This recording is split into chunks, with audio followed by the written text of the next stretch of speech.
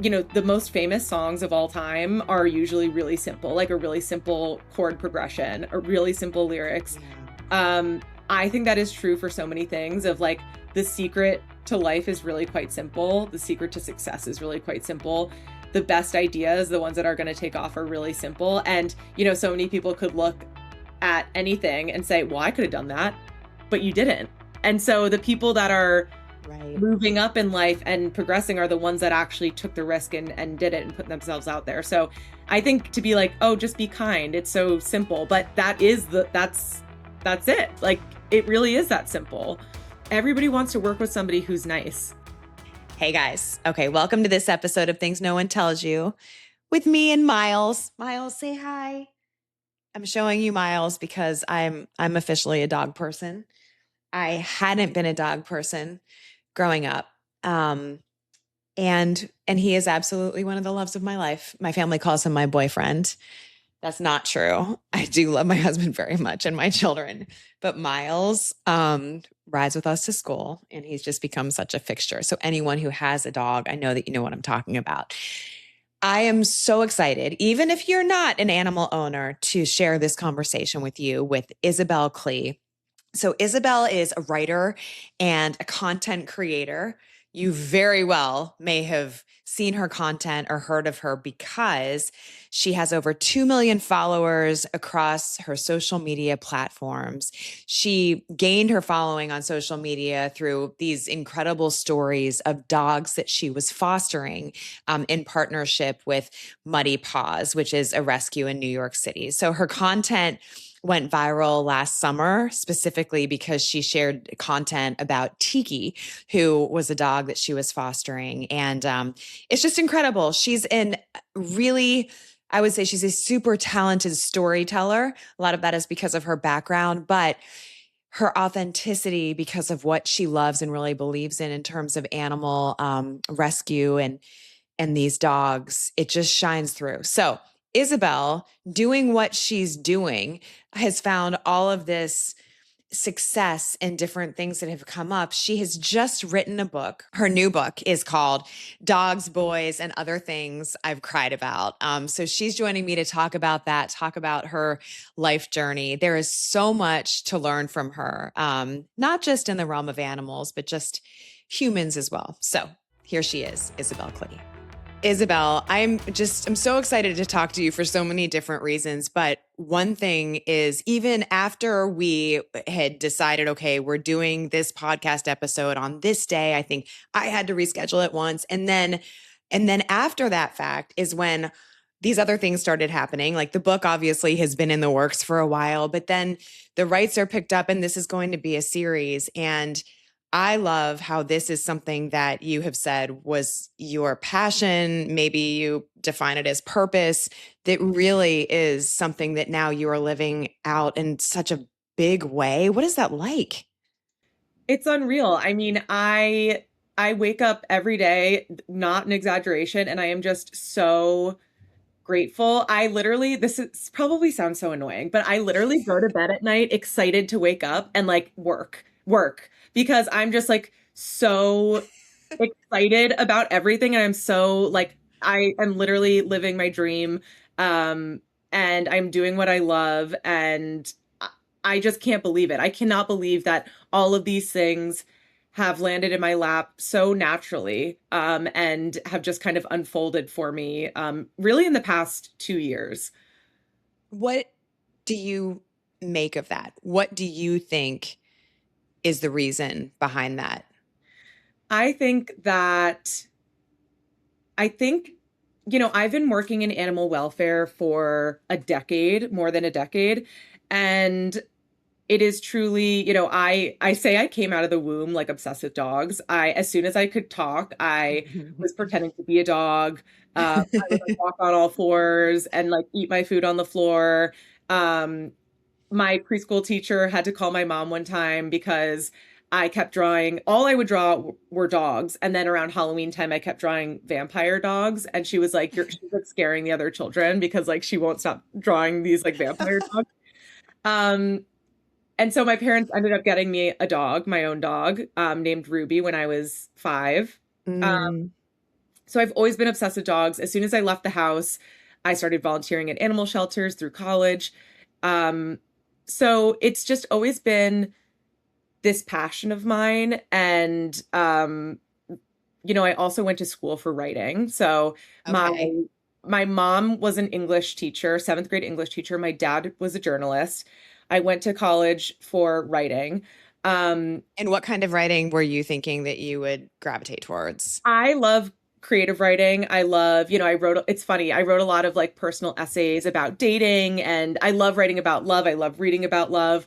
Um, I never thought to combine the two. The two loves of my life are dogs and writing.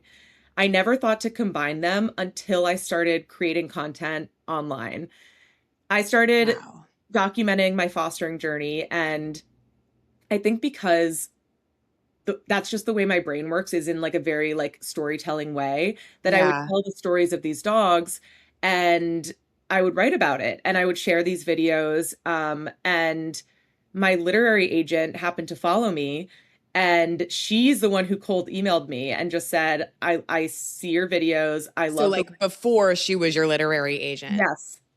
Wow. She said, I saw your videos. I love the way that you write. Would you ever consider writing a book? And I was like, what? Like it literally just like fell into my lap because I was just doing what I loved. And I always say, like, you never know who's following you, because she followed me, and then the woman who ended up buying the rights to make my book into a TV series followed me. And it's all just like you put out what you want into the world, and it all just kind of like happens. Okay. What's so awesome about you saying that is one of the guests that we've had recently is Angela Ruggiero, who is an Olympic hockey player, won several medals with Team USA. And her thing was people don't enough say what they really want. They spend all this time, like maybe you're thinking about what I should do, what I've been, raised to do, whatever it is. But I really took that to heart because I'm like, you're right. For some reason, for some people, and I think especially if you're later in your career, it can become hard to say, like, what is that? And sometimes it's hard to flesh out what you really want. When I look at what you're doing, I'm like, this is so fascinating because it's you, as you're saying, like living what truly speaks to your heart and being able to do that now in a really like this platform now that you're growing through all these different media avenues now. It's like the amount of people that you will reach to talk about the thing that really means so much to you is just perplexing. And also just the fact that when I watch your videos, like when I watched your rescue stories and the stories about Tiki and Simon, like I was watching those on your TikTok and I'm like, what's fascinating to me. And I'm going to stop talking in a second because I realize my No, viewers from these I stories don't love want to hear hearing me. it. No, But what's truly. so fascinating is, in essence, what you're doing is creating a package, as I did as a traditional reporter back in the day, whether you're doing news or sports, for a local TV station, Mhm. because the way you produce them and create your content is so great. Like it's so exactly what you would see on TV in the old version of the way people consume their Mhm. content, that really like you are a living example of the way that you're like this generation is able to do the thing that is equal to what I was like the thing that we Yeah. were all doing. You know what I mean? Yeah. That's really deep and weird, but I think it's really accurate.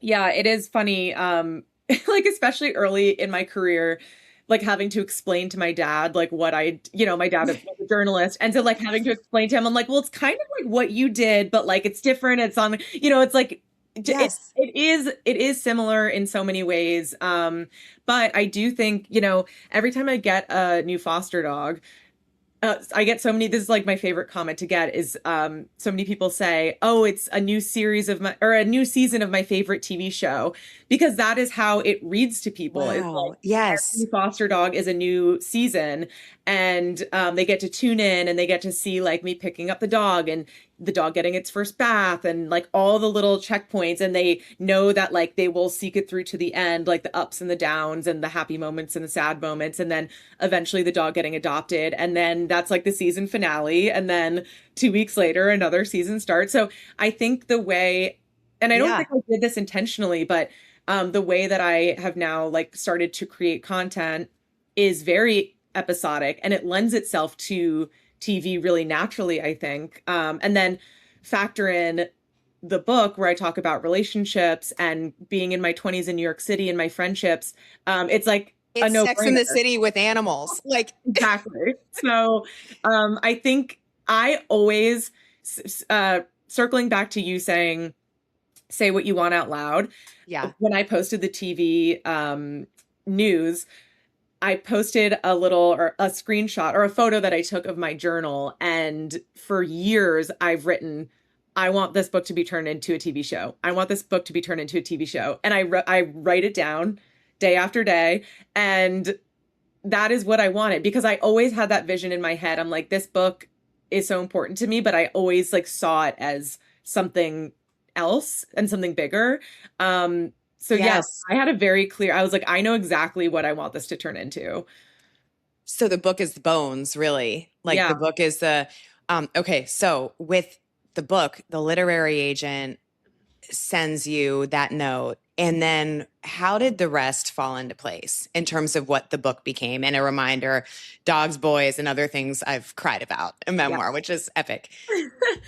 So she and I met for coffee, and I always say it was like love at first sight. Like it's in your adult career, I feel like picking the people who you work with is a lot like dating. You're like, did we vibe? Like, do we have the Yeah. same like vision of our future? And so she and I met, and it was like we loved each other immediately. We had the same taste in like books and media and TV, and like we just had the same, she just got it. Like, when you put something out and you're like, you just understand like what I'm trying to do here. Yes. And so Yes. she and I started working on a book proposal, and we kind of had the idea of like it's going to be a memoir about my 20s, and every situation that I go through, whether it's like a breakup or falling in love, is going to be then reflected in a story of my foster dogs, because I believe that caring for dogs, like that love that you pour into dogs, is so similar to a relationship in that it takes so much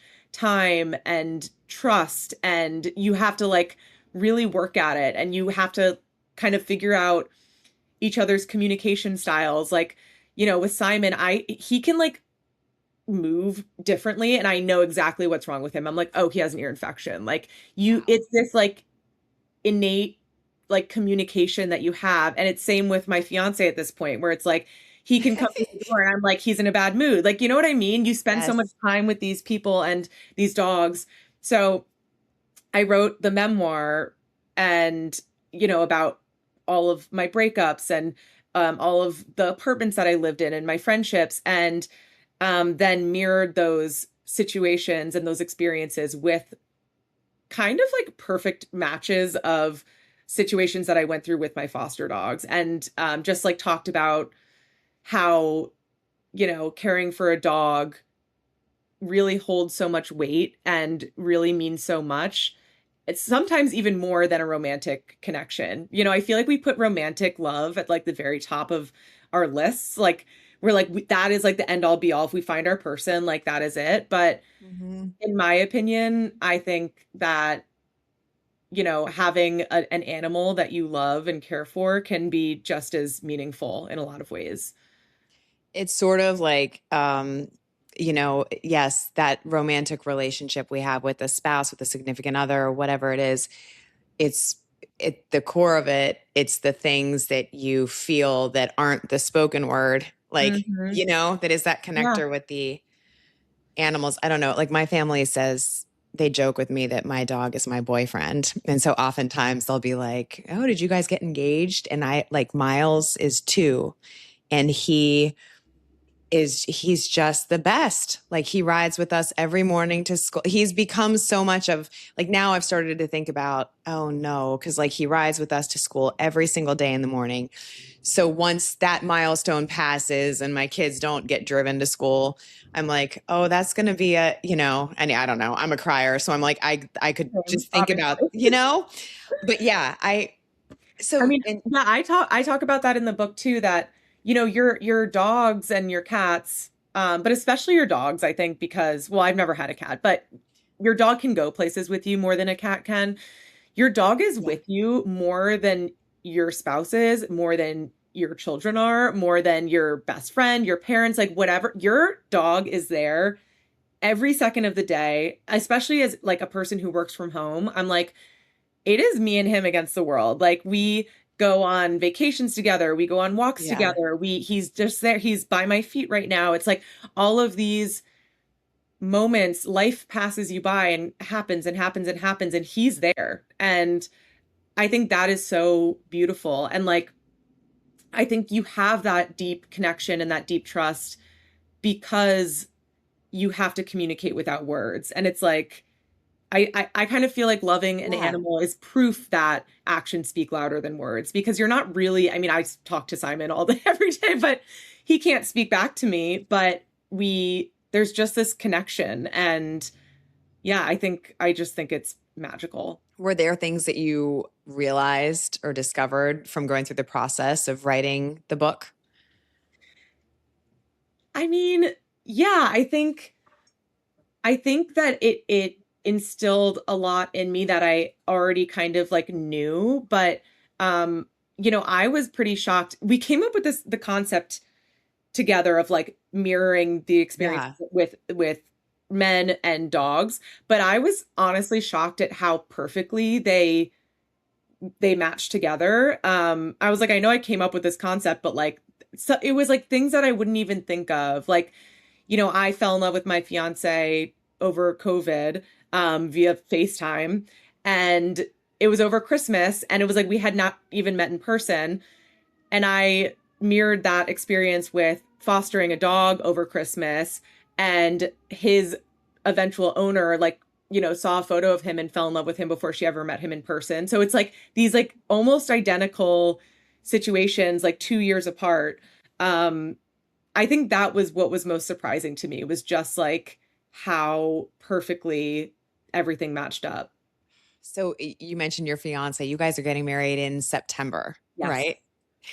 And so what have you learned about how to navigate your relationship from the work that you've done with the dogs? Oh, I mean the number one thing is patience. I'm historically like not a very patient person. I'm a I'm Taurus. shocked because when I watch your videos, I'm like, oh my gosh, she's so good at just being present, you Well, know? I will say I've always had patience for animals. I should say I haven't been a patient person in relationships. And I'm the youngest child. I'm the baby. I have two older brothers. I'm the only girl. So like I think I just like I'm from Jersey. Like I'm kind of loud and opinionated and like and stubborn. And I'm a Taurus. If you believe in that stuff, which I am like classic Taurus. And so I also had a history in my 20s of dating guys that like weren't the best. So I felt like in those relationships, I was always kind of like, they would mess up and they would do things and Yep. I was always kind of on this higher ground that I was like, I never do anything wrong and you guys are doing things that are like so clearly wrong that I never had to address my own behavior in relationships. Like I never had to be like, Okay. how am I reacting? How am I? Because it's like they're doing things that are so bad that I'm like, I never had to like look inside myself until Jacob.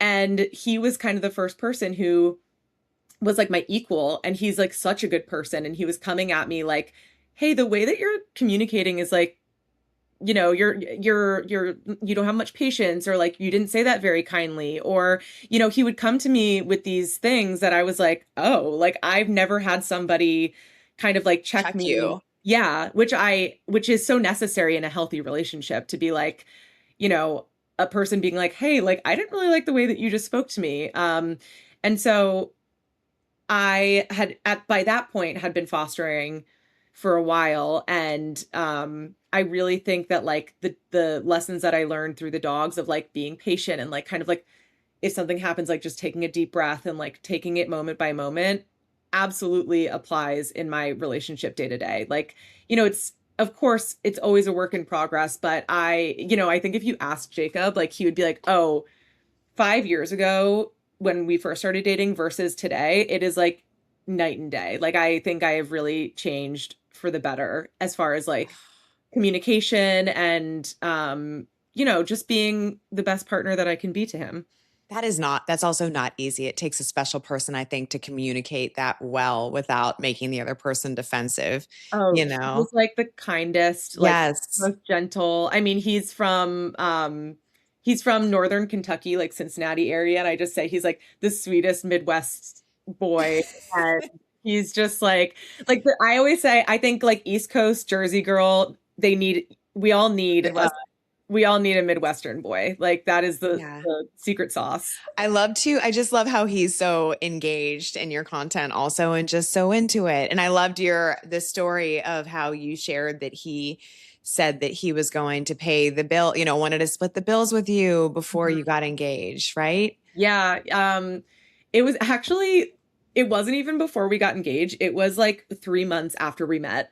My dog Simon has a lot of health issues and he's very expensive. And I was, paying all the bills on my own. And at that point I was making like no money.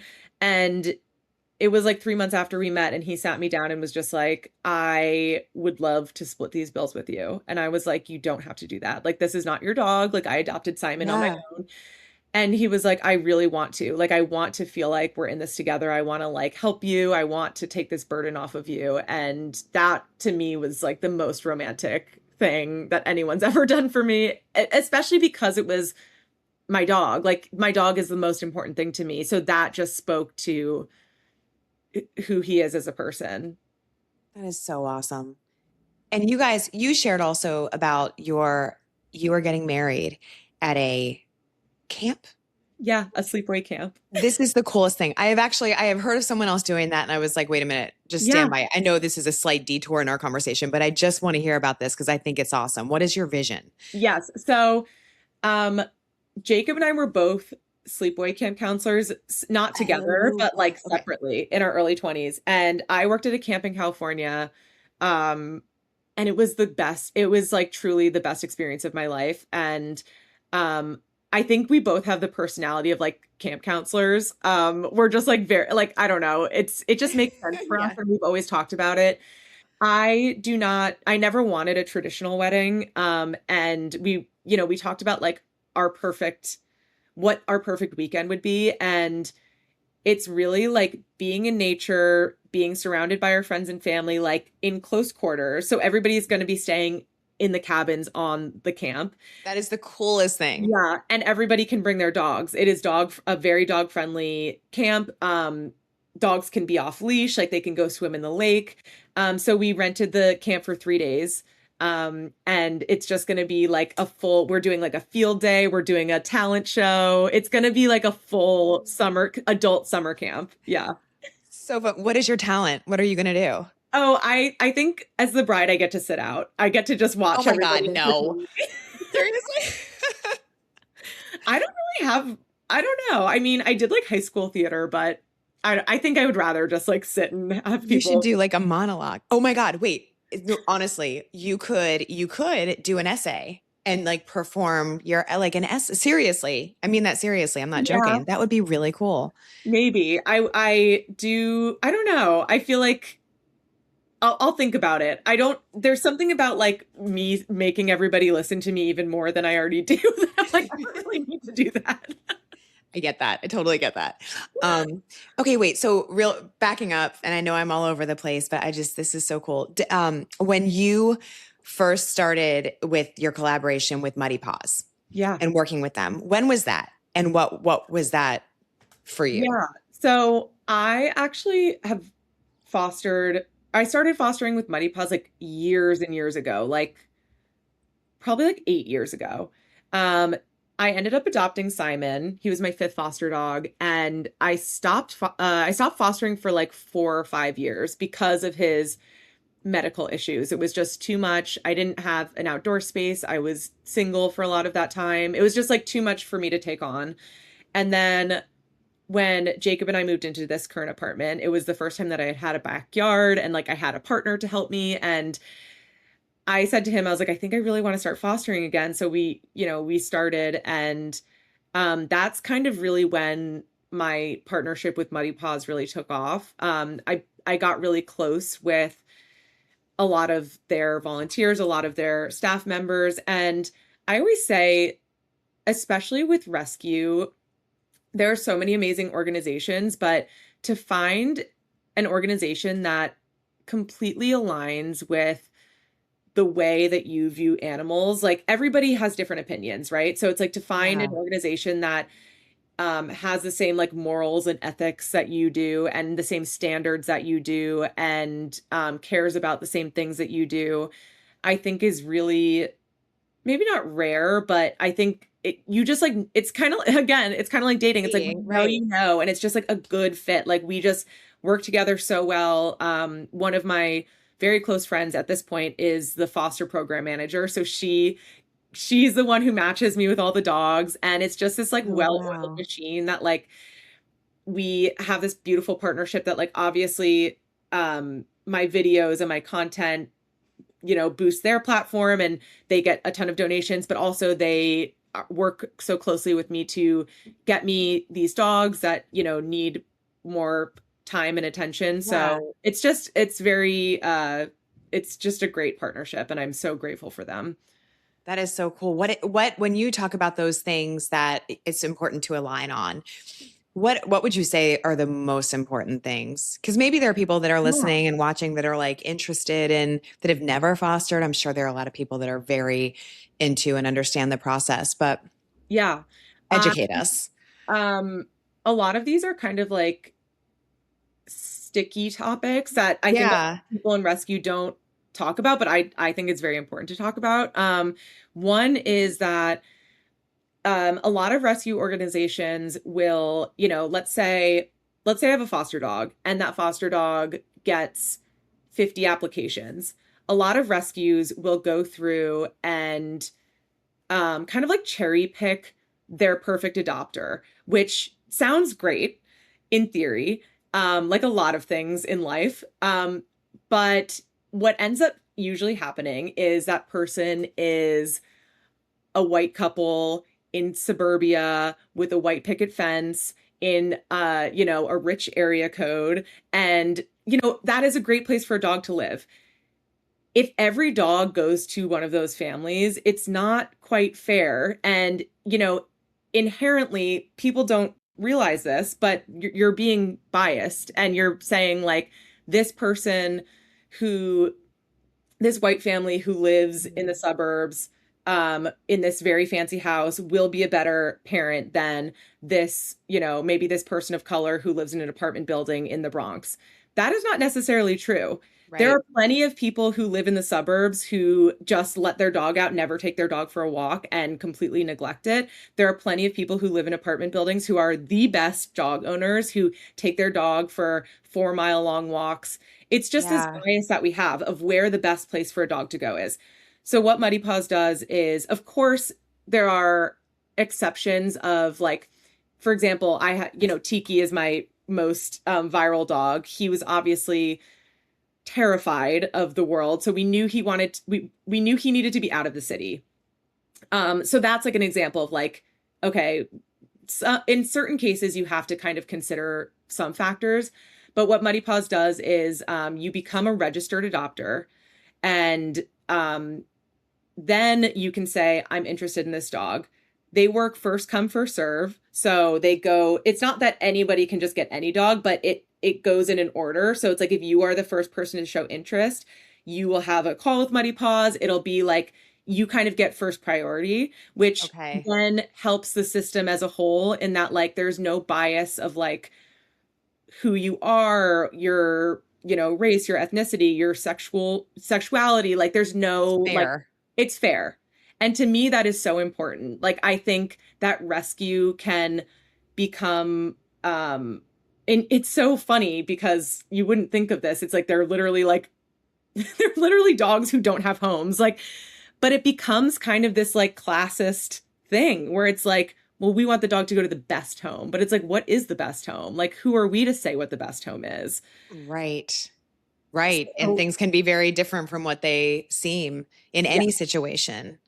yes. So that is important to me. And it's something that people don't think about a lot because obviously, like, a good home is a good home. But to me, being like aware of those things are really important. And also just like taking away barriers to adoption. A lot of places won't even give you a dog if you don't have a fenced in backyard. Like if you live in an apartment, you Yeah. can't have a dog. If you live in a home but don't have a fenced in backyard, you can't have the dog. Like there are all these barriers to adoption when dogs are being killed in the shelter. Like how does that make sense? It makes no sense. Well, and to your point, I remember vividly I lived in an apartment in Washington, D.C. before we moved to Connecticut. And some of the best dog owners were in that building. And it's like, you just know because to your point, you see them all the time out with their dogs and they're going to the park.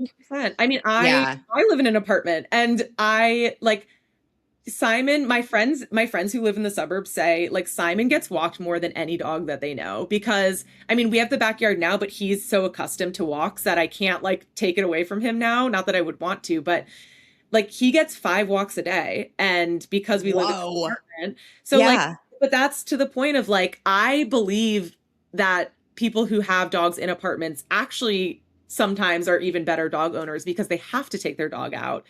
There's no Yeah. option of just letting them out in the yard. So that's like one example. There's so many things that I could talk about, but don't want to take up this entire time. But that is like one instance in which I am very aligned with like the way that Muddy Paws operates. Yeah. And to that point, I was curious too, like what has been, because people love your content. I know it can be a polarizing topic because of what you're just talking about. What has been the thing maybe that has been the most challenging for you to deal with if you've ever had, I don't want to use the word backlash, but people being critical about something that you've been open about?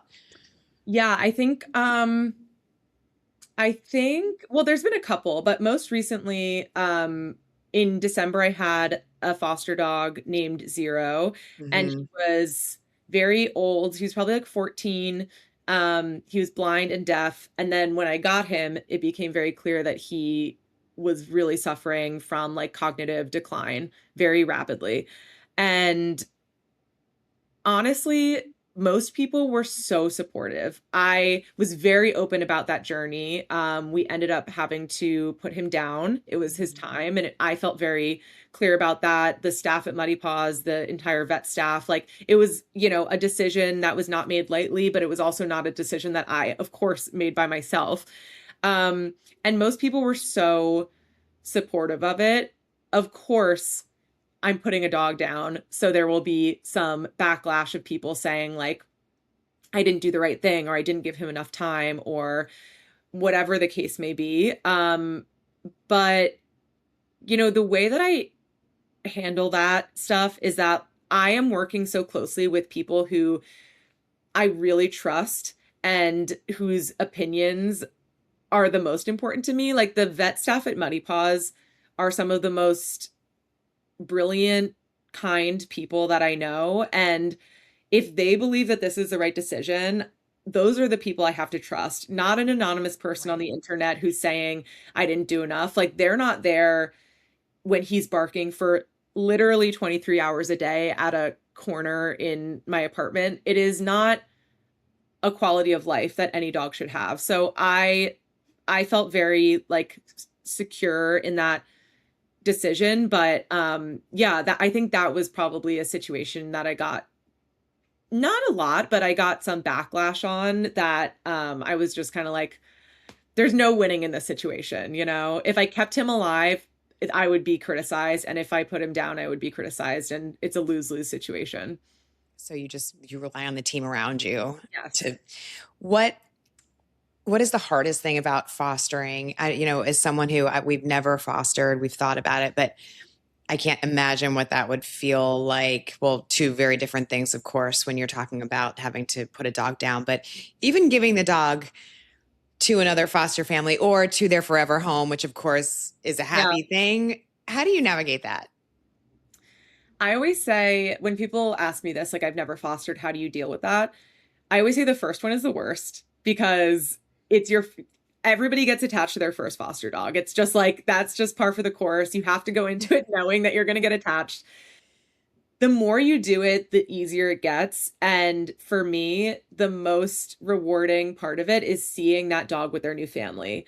There is nothing like it. Oh, I cannot describe like every foster that I've had adopted, which is all of them, it is like magic. Like seeing their perfect family, and this is also credit to Muddy Paws. I think Muddy Paws does such a great job of like just I don't know. They have a whole adoptions team who makes all these meetings happen, and it always just happens that the families that end up adopting my dogs are just the most perfect families.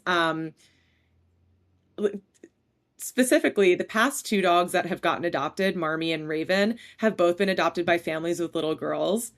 Seeing those little girls with their new dog is just, I mean, there are no words for it. And that is what makes it worth it for me. To witness a little girl getting her first dog and that moment, like I remember so vividly getting my first dog, and that dog has paved the way of my life. I know that these dogs will be that for these little girls. And that is so much bigger than me. It's bigger than my emotions. It's bigger than the love that I feel for that dog. It is so worth it. And so it will be hard and it will be sad, but it is always worth it. And I've never regretted it, not once. I've never regretted having a dog be adopted and not keeping it myself. and that experience makes you want to just do it again. Yes. I always say it's very addicting. And if I'm going to have an addiction, it's a good one to have. I would say so. Yeah. Yes, noted. Agreed. Um, okay, so also in the spirit of what you're talking about, just how these things have just sort of fallen in line. I loved how you found yourself with the collaboration with Oscar de la Renta Yeah. and the fact that you were, trying to find an outfit on the Today Show. So I want to hear where that stands, like what we can expect, but just can you sum up and share that story? Because I Yeah. mean, obviously I have a personal interest in the Today Show. But I think it's awesome. So I was going on the Today Show and I am not, I mean, anyone can look at my page and I'm not like quite a fashionista. I spend most of my time like in sweatshirt and sweatpants, like with dogs. So, I was looking for something to wear and this is no shade to these brands, but I was at like Abercrombie and like Madewell and like, I'm like Yeah. just looking for a cute dress to wear. And I post this video and then I'm looking through my DMs and I see this DM and it's from like an account with like no followers. Um, and they said, Which probably gave you pause, yes. right? Okay. So I see this, and the DM said, I'm the CMO at Oscar de la Renta. Our CEO is a big fan of yours. We'd love to dress you. Email this email. And I was like, I sent it to my manager. I'm like, I don't know if this is real. Like, I don't know. So we email them and it's real. And we hop on a phone call. They're like, come in. At that point, I had a foster dog, Itzy. She was like this big bully mix who needed to get both of her ear canals removed. But she was so silly and like just the best girl. They were like, bring Itzy in. Like, we love rescue animals. I'm like, okay. So I bring Itzy to the Oscar de la Renta store and, they have all these like outfits lined up for me. And then they bring out a line of bows that they had made specifically. There were couture bows made specifically for Itzy out of Oscar de la Renta material. And just like truly a magical moment. I'm like, trying on dresses. They like hand me a phone. They're like, the CEO wants to talk to you. I'm like, what? So I talked to him. His name is Alex. He has like 5 rescue animals. He and his wife, Eliza, are like obsessed with rescue animals and just like the kindest people ever. And it has just taken off since then. I mean, we made a custom bow line with all proceeds going to Muddy Paws together. And we've done a bunch of stuff since, but actually they're throwing my book launch party in 2 days In New York? in New York City.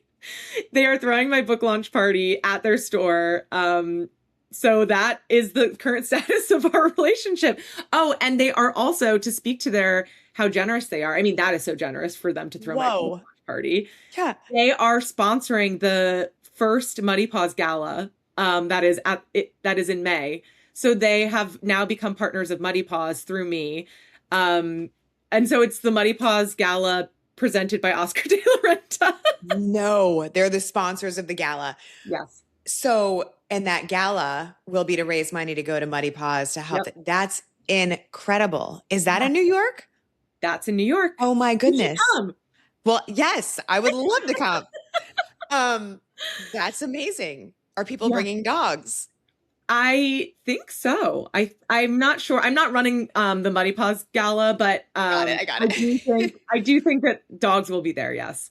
That is so, I mean, that is so serendipitous and amazing. Congratulations. That's just, Yeah. that's I mean, incredible. that speaks again to like when you are just like being your authentic self, the people that are supposed to be in your orbit just kind of show up. And it just is so, we talk about it all the time. Like it's such an unlikely pairing, I think, me and Oscar de la Renta, Yeah. but at the same time, we are so aligned and it's just like it's been the most natural, one of the most natural partnerships that I've had professionally, of just like we have the same vision in mind. And we were planning on doing hopefully like these rescue trips to different countries and helping in different ways. Like we just want it to be bigger than ourselves. And so it's been wonderful. I mean, they're just incredible and they're so generous. That's so insightful. What is your advice, or what have you learned in that situation? Like, I know it seems like, yes, listening to your organic self and these things sort of that holds the key. What have been some of the business lessons that you've learned, because you're still very young, you're navigating all of these things in like several different types of worlds, which is what really impresses me. Cause it's like, wow, you have a manager, what have Yeah. you learned along the way in that realm that you think is helpful for others? And maybe it's a thing no one tells you, maybe it's not. I think, and this is so obvious probably, but I do think that it's helpful for people to know being kind gets you really far. Just being a good person. Like, and this is not to pat myself on the back, it's just like being a like baseline kind and gracious person.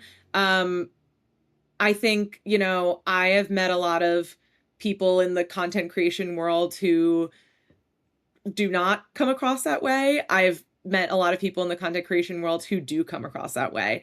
And the difference is stark. And the people who are kind and really just so grateful for the opportunities that they get and don't take it for granted and put effort into relationships and don't just take, but also give back and think about other people. I think those are the people that really have success. And I think that, is a big reason why I have these working relationships that go for so many years. It's like I have been working with the farmer's dog for, I can't even tell you how long, like 7 years. And it's just because, everybody wants to work with somebody who's nice. And that like just gets you so far in, especially this world of like social media or TV or whatever the case may be. And that doesn't mean, letting people take advantage of you, but just showing up and doing the work and being a kind person, I think is like, it's like the simplest advice, but I really think it's important. I can really relate to that too. And like we were talking about in the beginning about just what you're doing is sort of the modern version of a certain type of journalism. It's influencer work, but it's journalism. And it's also, the real work of the work that you do with the animals.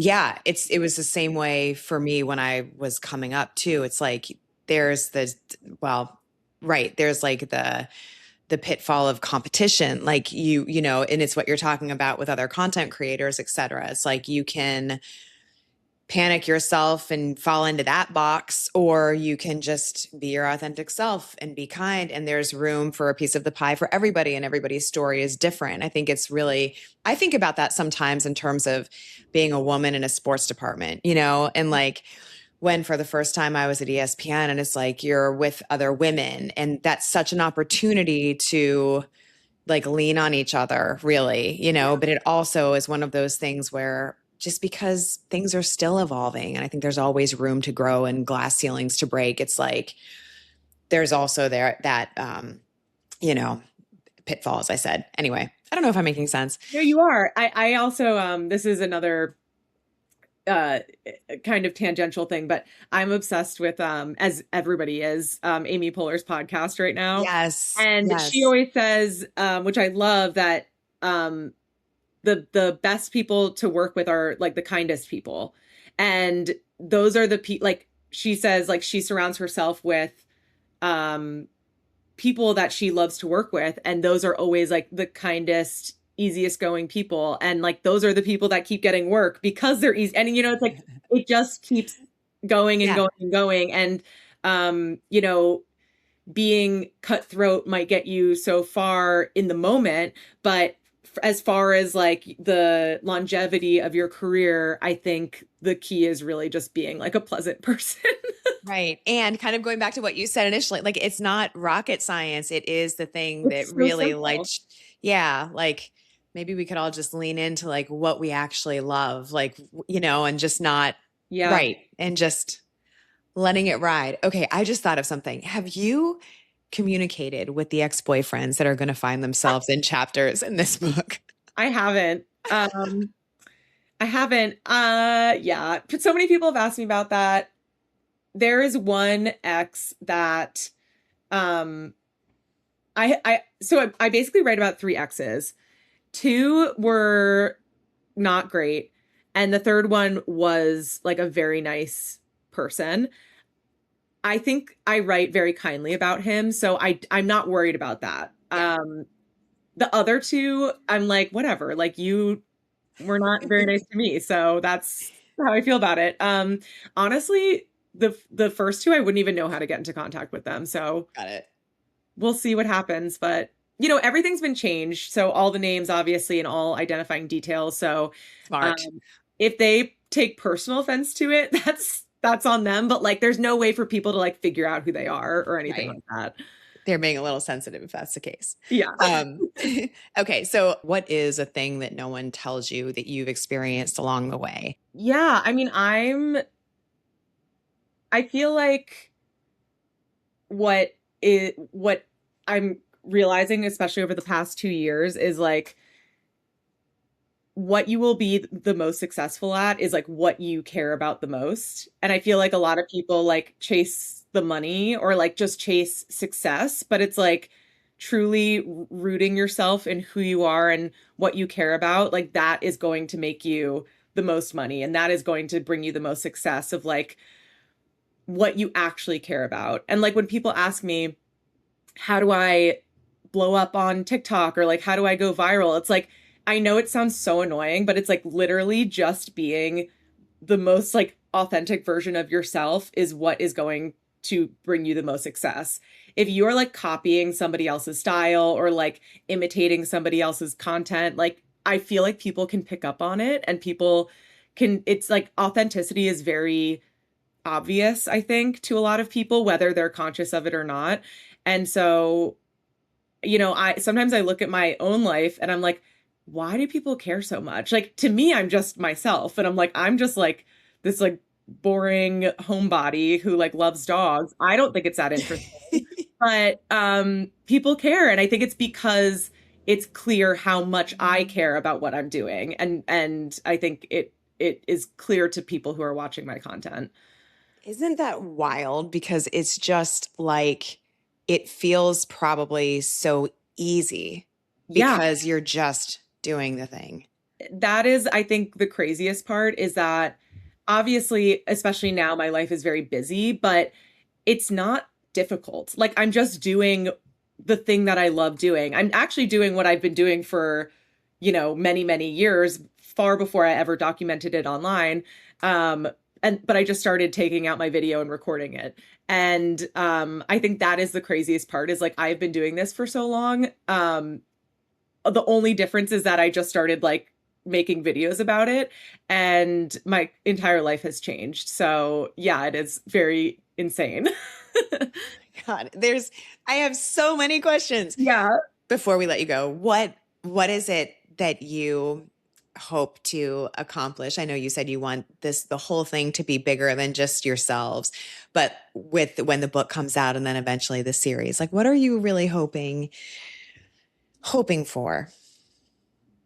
I don't know. I mean, of course I have so many like dreams and I have so many things that I want to do.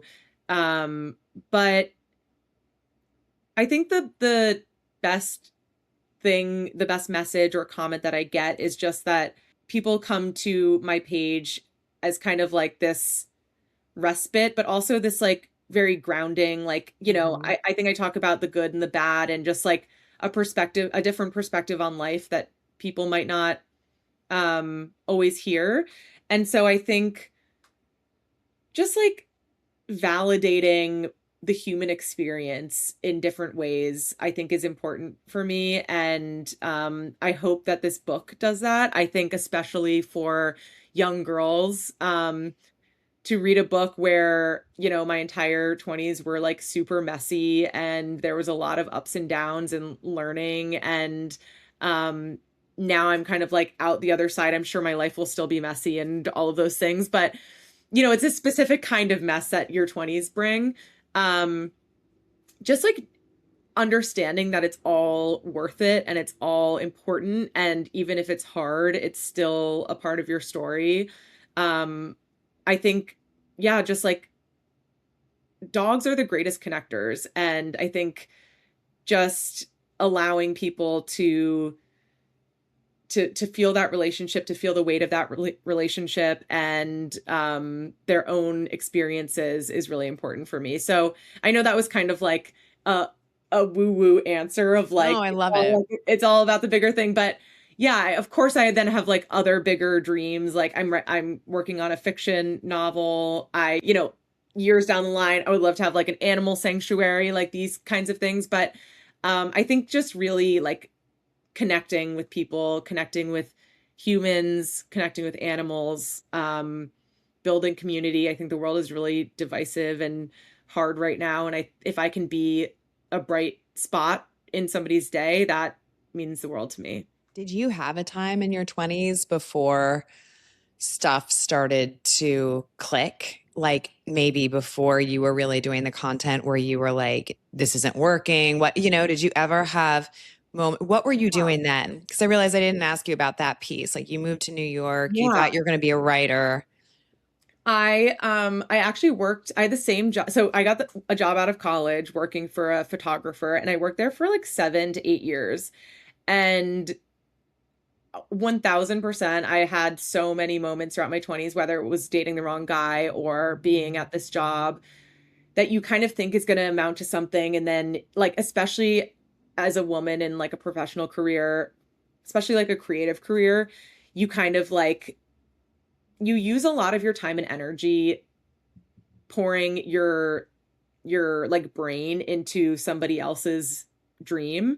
And Yeah. I kind of think that I always thought it was going to pay off. And I put my whole heart into this job for close to a decade. And it didn't amount to anything. And it was such a learning experience of, I mean, I shouldn't say it didn't amount to anything because obviously, like, it all led me here. But, ultimately, like, when I got let go from that job, I remember thinking like, "Oh my God, I just like spent so many years of my life working on someone else's dream when I could have been doing it for myself." And that's when I started creating content for myself and creating like telling my own story and it all happened within 2 to 3 years. So that just in and of itself speaks volumes of like I was in so many ways for Wow. myself, I was the magic. Like I was the thing that, I was pouring all of this brain power into something else when I could have been using it for my own journey. And that's when it all clicked into place. So, But it did, and it clicked, and the timing was exactly as it should have been, right. right? Yeah, Right? totally. And I'm sure you learned stuff in that experience, even though the end maybe was right, sort of a revelation, but you learned stuff that you Yeah. brought with you. Yeah. And I think the kindness thing, that resonates so much. And I think it's so true. And it's, again, that's something that seems so simple, but it's just Yeah. the thing no one tells you is how simple really it can be. You just, Yeah, it's interesting. I just thought of this now that we're having this conversation, but my dad always said, and not even in this context, just like I think he actually said it in the context of like a really good song. My dad loves music. yeah. Um the best ideas are the simplest ones. Like if you hear, the most famous songs of all time are usually really simple, like a really simple chord progression, or really simple lyrics. Yeah. Um, I think that is true for so many things of like the secret to life is really quite simple. The secret to success is really quite simple. The best ideas, the ones that are going to take off, are really simple. And, so many people could look at anything and say, well, I could have done that, but you didn't. And so the people that are Right. moving up in life and progressing are the ones that actually took the risk and did it and put themselves out there. So I think like to be like, oh, just be kind. It's so simple, but that's it. Like it really is that simple. I mean, man, look at the things it's just wild. The things that have sort of come to you, but it is so good. Isabel, you're the best. Thank you You're so the much. best. What I take most from that conversation is just the simplicity. And, there is this just natural warmth and happiness that I feel from my dog. But I love what she said about the connection between, that and also people. And, I see it in horses. You feel it when you're around different types of animals or in different situations. But at the end of the day, really, I love how she just talked about kindness and the simplicity of the thing that you love. And I think we could all use a lot more of that. So I did want to make sure to mention, because this is so cool, that in the past year, Isabel has raised more than $750,000 for animal welfare. But when you think about the things that she discussed, like the gala that she has helped sort of, bring to fruition for Muddy Paws, the book that is certainly going to, turn heads, just all the awareness that she's doing for animals is pretty incredible. And again, I just love the way she goes about her business. So if you like this episode, I hope that you will like, subscribe. As always, we say one of the best ways to support Things No One Tells You is to share an episode with a friend. So for Ashley, Sarah, Sam, Sean, the rest of the team, thank you so much for watching and listening, and we will see you here next week. Thanks so much for joining me. I can't wait to see you back here next week. Please don't forget, follow and subscribe to Things No One Tells You. And of course, if you're listening on Apple Podcasts, don't forget to leave a 5-star review, because that's really what helps people get more listeners. We would love to grow this community. We are so grateful that you're a part of it. See you next time.